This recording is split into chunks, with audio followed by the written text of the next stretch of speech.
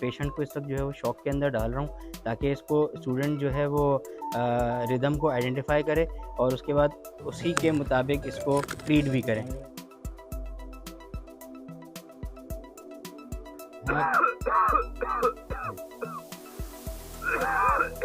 क्या हाल है? कब से हो रही है खांसी?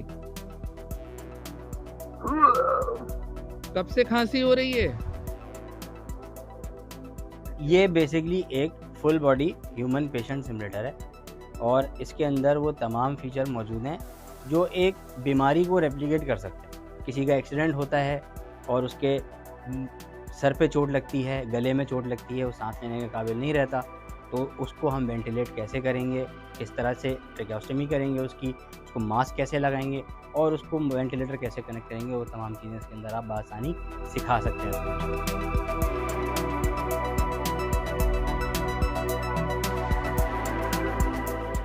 ये हमारे पास जो एपरेटस है, इसमें तमाम हार्ट की और लंग्स की जितनी भी चेस्ट में साउंड्स होती हैं, जैसे दमे का मरीज़ आएगा तो उसको कैसी होगी, अगर उसको जो है नमूनिया हुआ है तो कैसी साउंड होगी। तकरीबन 40 टाइप्स ऑफ साउंड्स हैं और उसको आप स्टेथोस्कोप से, और उसमें सब जगह उसके पॉइंट्स दिए हुए होते हैं कि आपने कहाँ से कौन सी साउंड सुननी है।